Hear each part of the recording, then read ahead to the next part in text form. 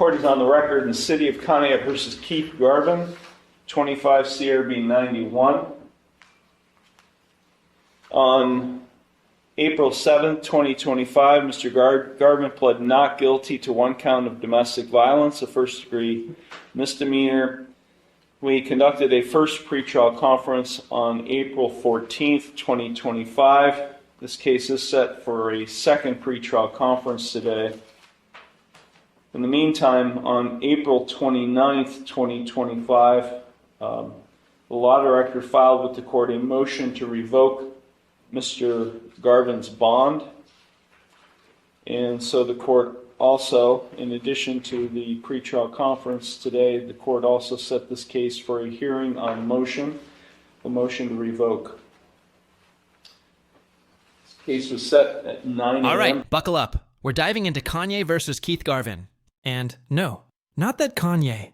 This is a real domestic violence case where the defendant is already in hot water. What's happening here is a bond revocation hearing, meaning the court's about to decide whether Garvin gets to stay free until trial, or spend some quality time behind bars. 9 a.m. today.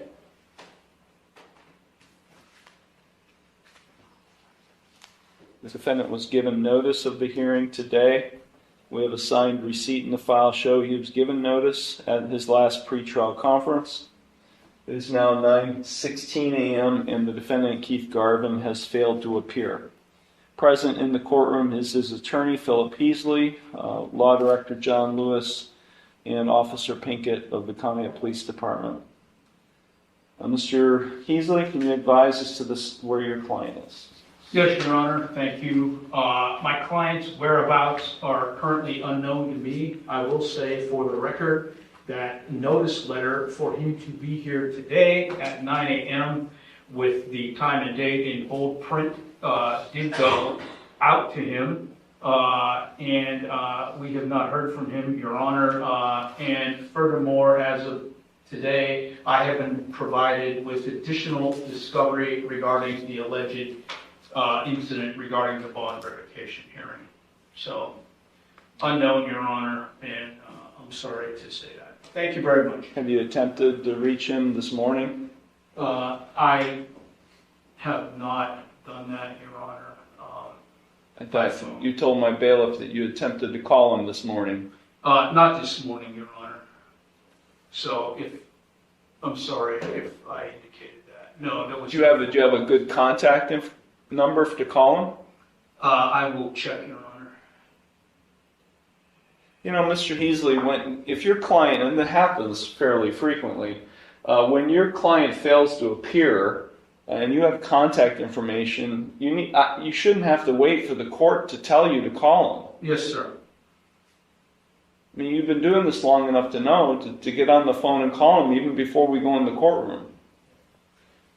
Don't even worry about it. He's not here. I'm revoking his bond. I'm issuing a warrant for his arrest. No bond will be imposed on that warrant. Yikes! Showing up late to court is one thing, but not showing up at all. That's a legal death wish. Judges take punctuality seriously. It's not just respect. It's part of your bond conditions. When he says, "I'm revoking his bond," that's judge speak for, you just lost your get-out-of-jail-free card. What do you think? Should judges be this strict about tardiness? We'll reschedule anything in this case until the defendant is incarcerated and the warrant is executed. You know, for the benefit of your client, you may want to do that in the future, but too late now. I'm revoking his bond and issuing a warrant. And, Your Honor, I don't see a phone number in our contact information for what that's worth. So, the bond will issue. Thank you. Thank you. Anything further, Mr. Lewis? Oh, the audacity! Garvin casually strolling in 25 minutes late after a warrant's already issued? The judge's patience just clocked out.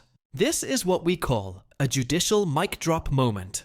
1 second you're walking in, the next you're walking out in cuffs. Imagine walking into court thinking it's fine, and walking straight into jail. Okay. This matter is concluded. I'm sorry that all the witnesses are inconvenienced. Mr. Garvin, have a seat. Court's back on the record. City of Conneaut versus Keith Garvin, 25 CRB 91. Mr. Garvin comes strolling in at 9:25 a.m.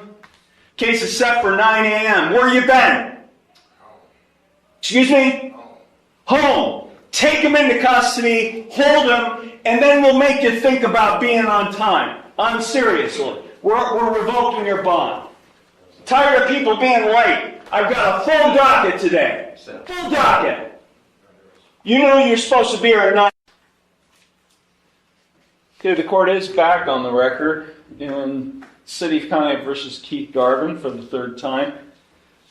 Case number 25, CRB 91. The court instructed Officer Pinkett to bring Mr. Garvin back up from the jail so we can proceed with today's hearing and pretrial conference. Mr. Garvin is present. He's accompanied by his attorney, Philip Heasley. Also present, Law Director John Lewis and Officer Pinkett sitting at the Law Director table. Mr. Garvin, does your attorney know how to get a hold of you? I left like 4 different voicemails. You left him 4 different voicemails? Does he have your phone number? I have his contact number. Write your phone number down. You got it? Yes, sir. Okay, that's good, because earlier a few minutes ago, Mr. Heasley reported he did not have contact information for you. So, when did you leave these 4 voicemail messages? I believe the first one was the day after court.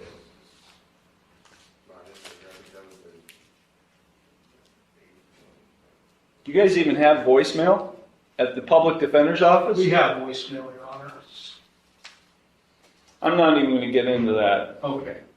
You know, if this is true, because now I'm really steaming. Why were you late today? I thought it was at 10. I thought I was here 30 minutes early. Yeah, well, I've got a signed receipt in the file showing that you signed a receipt with a 9 o'clock a.m.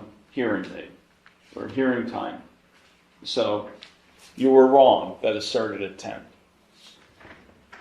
Okay, counsel, have you guys talked about possible resolution, or are you ready to proceed with the hearing on motion?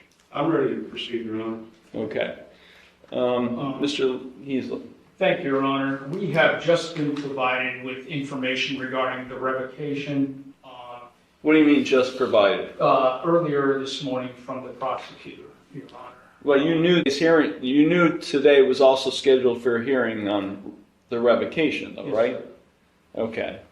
So you're talking about like discovery information? This is on an alleged incident from April 20th. When I ask you what were you provided today with, is it discovery information about the revocation issue? Yes, sir. Okay. So what are you asking?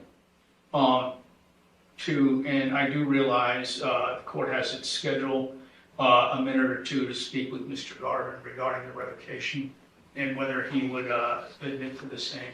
And if not, we're prepared to have a hearing. Thank you. Okay, go ahead, take a few minutes. Thank you, You sir. know the court's schedule today. Yes, I mean, sir. we are stacked. We're going to Yes, be sir. here until 5 o'clock tonight. So, back on the record, the City of Conneaut versus Keith Garvin, 25 CRB 91. Mr. Heasley, have you and your client had an opportunity to discuss this matter? We have, Your Honor. Okay. He wishes a hearing on the revocation of bond. Thank you. Okay, thank you. Any opening statements, counsel? No, Your Honor. Waive opening. Okay, call your first witness, Mr. Lewis. City would call Officer Dan Pinkett. Are you a certified peace officer in the state of Ohio? I am. I want to draw your attention to April 28th, 2025. Were you on duty that day? Yes, sir. And did you have any interaction with the defendant, Keith Garvin? Yes, sir. Okay, and how to tell the court, please, how that interaction transpired? Sure. I returned to the Conneaut Police Department to meet with a male subject identified as Mr. Garvin in the front lobby of the police department. Mr. Garvin proceeded to tell me that while in the vehicle with the mother of his child, Tony Martini, that she struck him several times in the face while they were going to get dog food. Did that allegedly happen on April 28th Yes. in the city of Pontiac? Yes. He was in the Here's where it gets interesting. Garvin's story is that he's the victim, claiming his ex hit him during a trip to get dog food. But legally, that's not what's being decided today.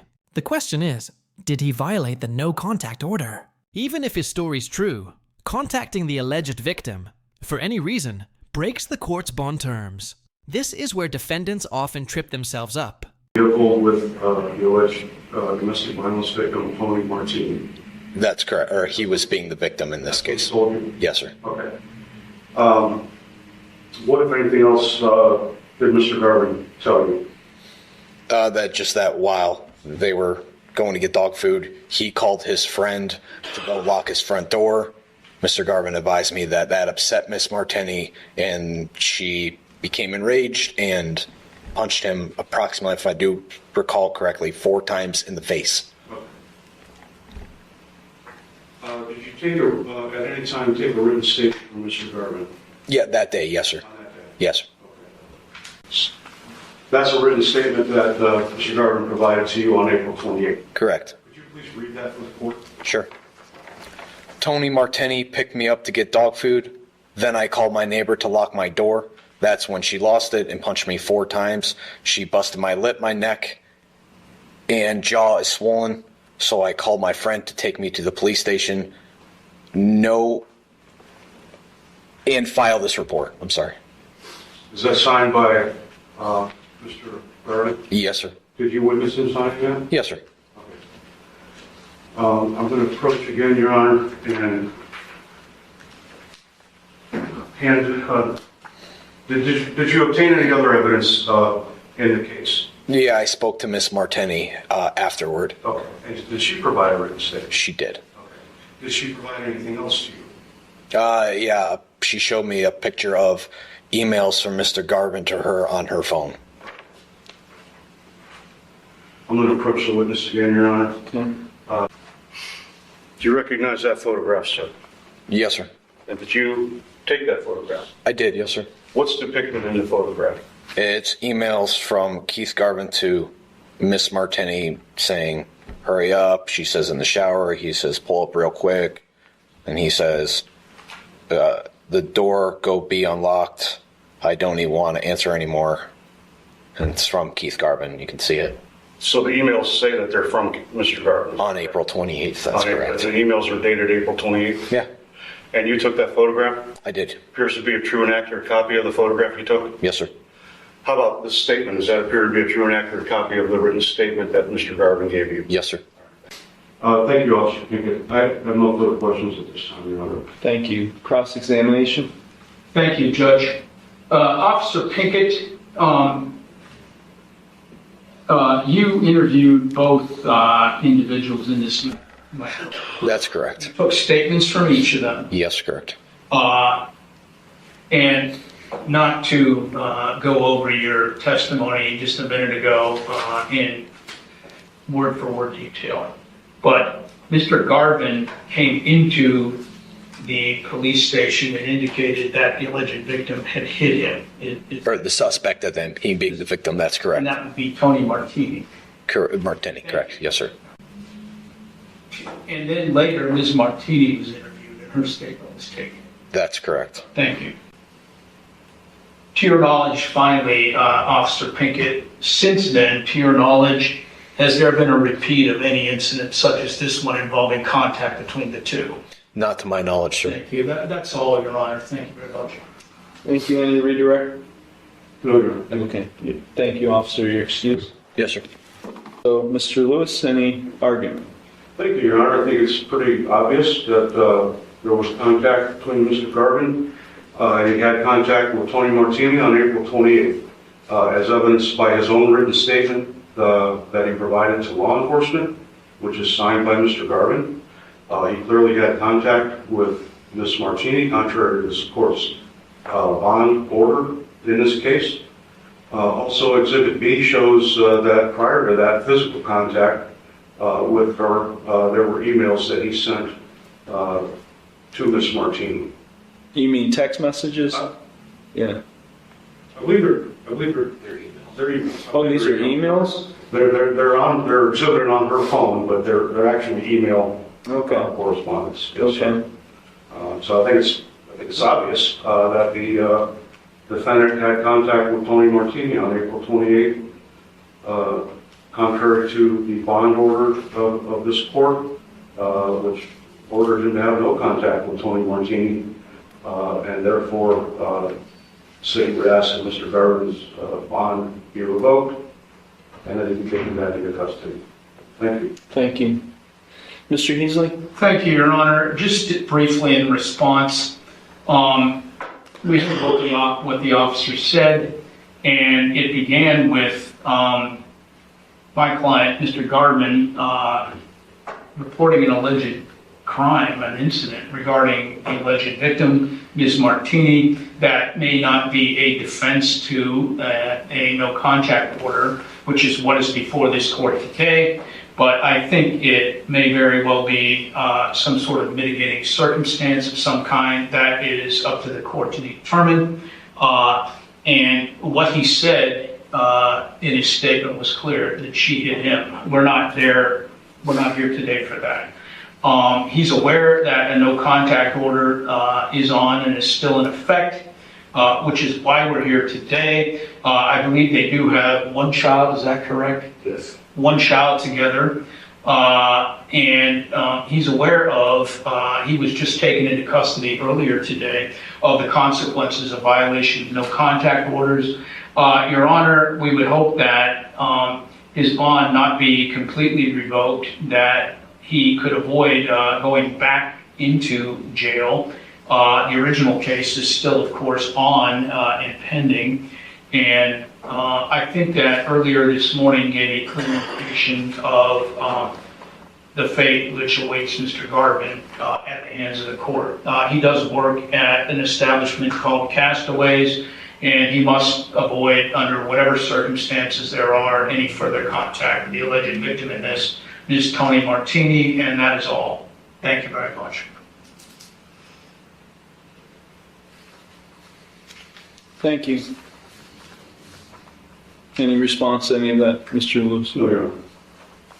So Ms. Martini didn't testify, and she's in the courtroom today. Ms. Martini? Which one is Martini? Ms. Martini, the evidence offered by Mr. Lewis through the police officer indicates that you were together with Mr. Garvin. This testimony shifts the tone completely. What Garvin described as an innocent dog food trip suddenly sounds more like control and coercion. And notice how their stories clash. He says she hit him. She says he trapped her. In domestic cases, that conflict is common. But the bond violation part? That's clear cut. The no contact rule doesn't care who texted first. On April 28th, 2025. And the text message or email, I should say, more or less indicates that you were a willing participant in this contact. Yes. He asked me to bring dog food, and I did.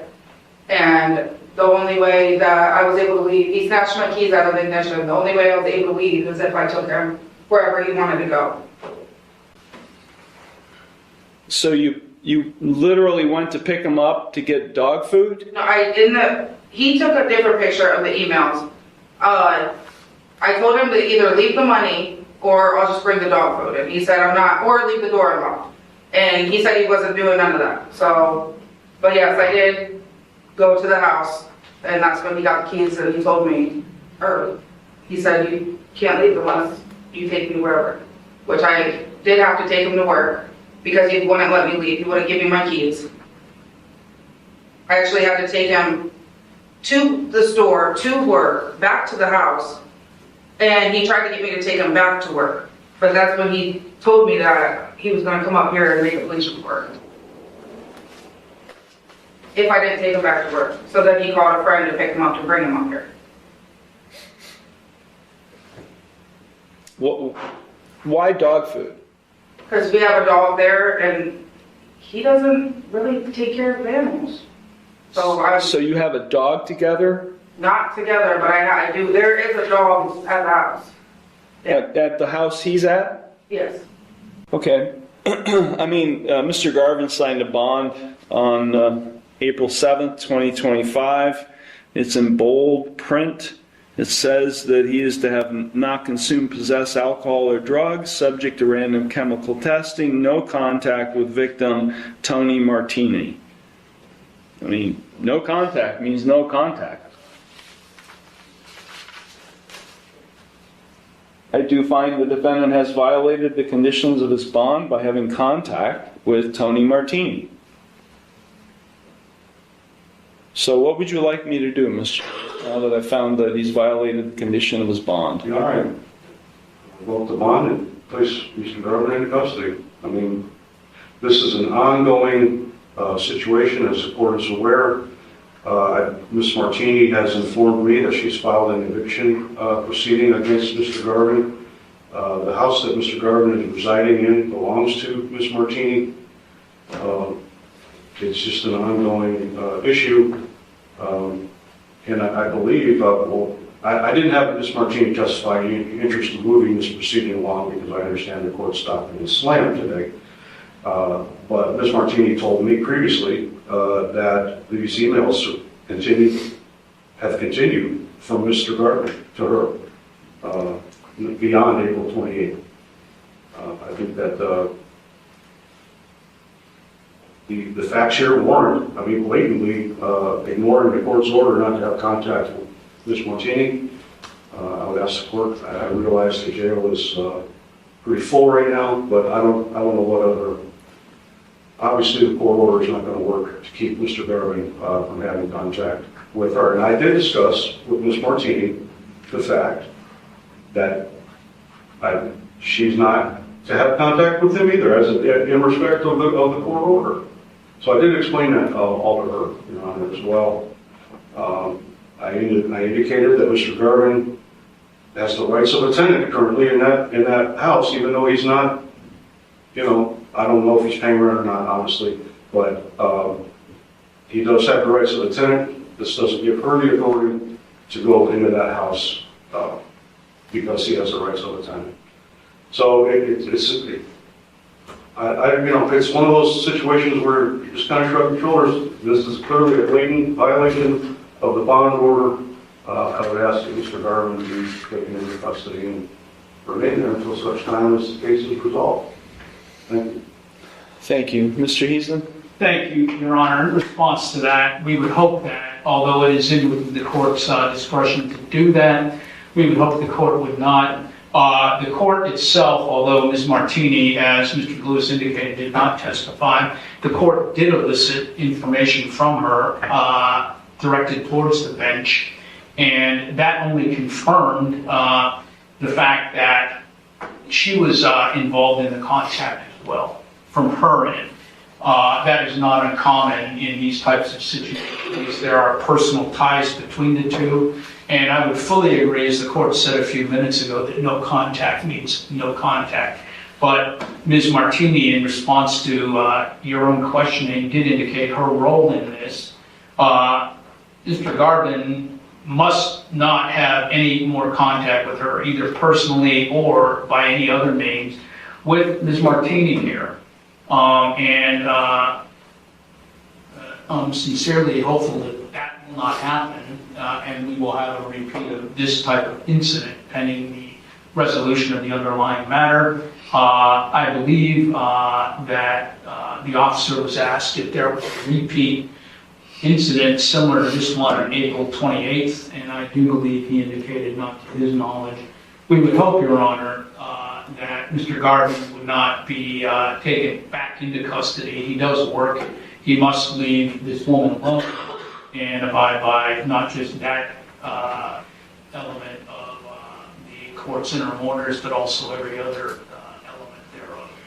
So we would hope that he would not be taken back to jail over this, Your Honor. That's all. Thank you very much. Thank you. This incident happened on April 28th. Ms. Martini, have there been any other contacts since April 28th? Yes. How? I don't know. So he's emailing you. Yeah, and I called and I reported it. I talked to Officer Keeslin, and she had me email pictures. And do you respond to those emails? I mean, is this a communication? I haven't, no. What don't you get about no contact, Mr. Garvin? I actually told my attorney she broke the no contact with the Yeah, well, she's not ordered to have no contact with you. You're ordered to have no contact with her. She came in the house the day after court, the initial hearing. I told Philip that. He didn't want to bring it up. He didn't want to have an attitude like we have right now. Yeah, I've got an attitude because you were a half an hour late. That's why. That's my fault. That's why the no contact. She walked in the house. Walked through the back door. I told her there's no contact order, bro. This is my house. I can do what I want to do. This is the 8th. Well, you know, an eviction, civil, that's a civil matter, and I'm going to be the one having to make a decision on that at some point if that ever comes to before me. I don't. Boom. The judge drops the hammer and the punchline. That stack you up in bunk beds line? That's peak courtroom frustration. It's part scolding, part warning, and part viral moment. The message couldn't be clearer. No contact means no contact. Even one more text, and Garvin's next appointment will be with a steel door and a jumpsuit. What do you think? Fair warning or too harsh? I want to get into that. And nor do I want to use the criminal process to assist an eviction.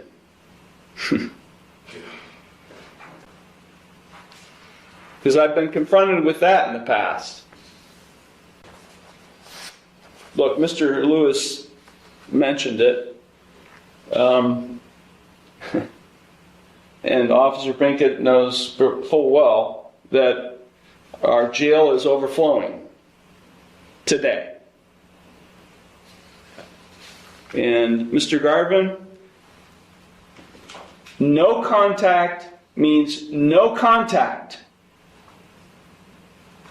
You don't seem to understand that. You're just like questioning, you know. No, you said no contact. I just told you the day after our original. I'm telling you, you're to have no contact with her. She walked in the house. What am I supposed to do? She walked through the back door. Well, you need to call the police. Okay. You need to call the police. And I don't know about these emails. I'm looking at an exhibit of emails clearly showing contact by you outside of her coming into your residence.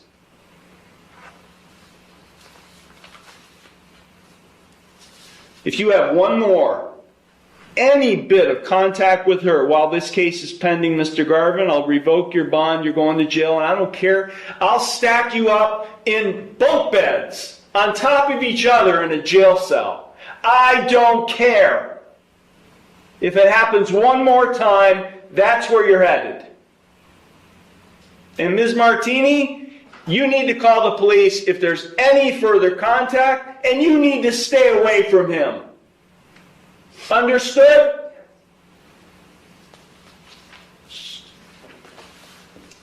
We'll set this case for a final pretrial conference in the near future. Bond will continue as previously set, although I am finding that he did violate the conditions of his bond, and I will make clear that if it happens once more, we will revoke it and he'll go to jail.